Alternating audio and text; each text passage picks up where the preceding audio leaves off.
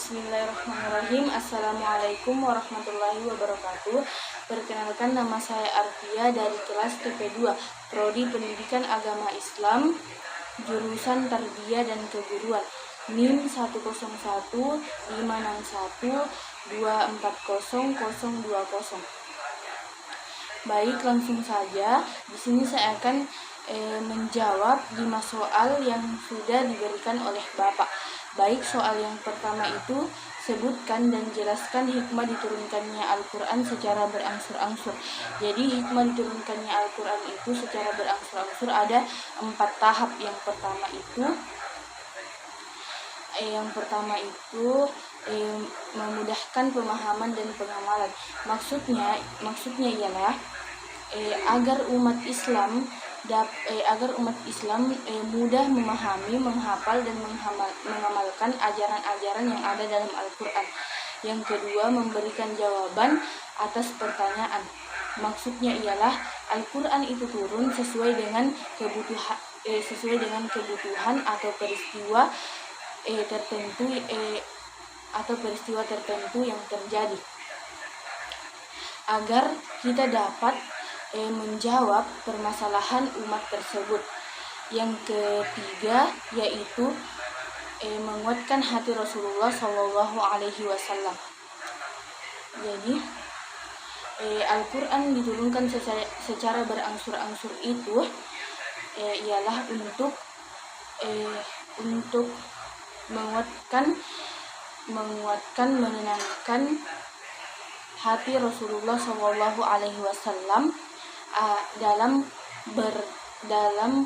menghadapi tantangan dakwanya. Yang keempat yaitu membenarkan kebenaran wahyu, bahwa turunnya Al-Quran itu secara bertahap menjadikan para penentang Islam itu tidak mampu meniru, sekaligus menunjukkan bahwa wahyu itu berasal dari Allah Subhanahu wa Ta'ala. Yang kedua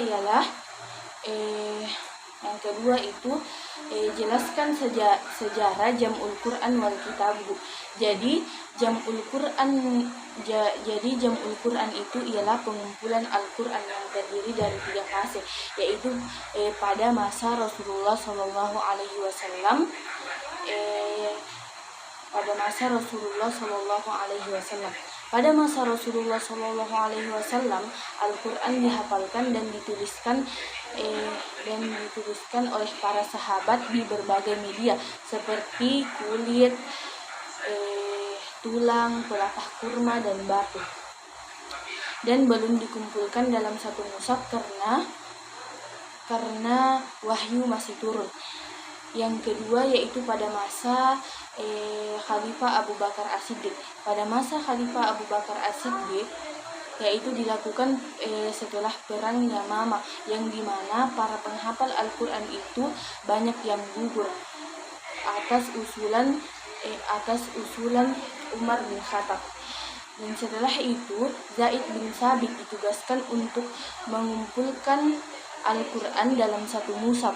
Yang ketiga yaitu pada masa Khalifah Umar bin Khattab. Jadi pada masa itu dibuat mushaf standar atau mushaf Utsmani untuk mencegah perbedaan bacaan Al-Quran, untuk mencegah bacaan dalam Al-Quran. Dan mushaf juga itu tidak hanya disalin dan didistribusikan ke berbagai daerah.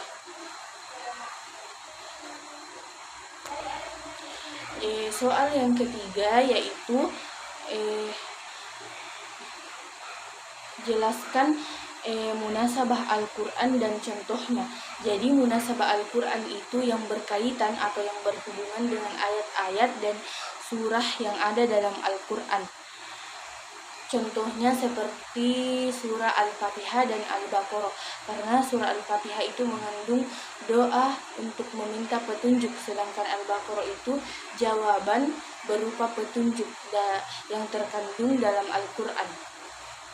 Soal yang keempat yaitu contoh ayat Makkiyah dan Madaniyah. Contoh ayat Makkiyah itu ada pada surah Al-Ikhlas pada ayat pertama yang membahas tentang akidah dan keimanan. Sedangkan contoh ayat Madaniyah itu ada pada surah Al-Baqarah ayat 183 yang membahas tentang hukum syariat. Soal yang kelima yaitu ayat Al-Muhkam. Jelaskan ayat Al-Muhkam dan Al-Mutasyabbih beserta contohnya. Jadi ayat Al-Muhkam itu yang sudah jelas, yang tidak membutuhkan penafsiran tambahan. Contohnya ada pada surah Al-Baqarah ayat 2. Dan Al-Mutasyabbih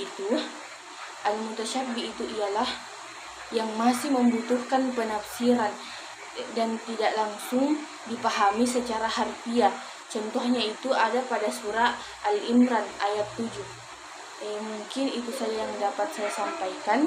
Kurang dan lebihnya mohon dimaafkan. Sekian, terima kasih. Wassalamualaikum warahmatullahi wabarakatuh.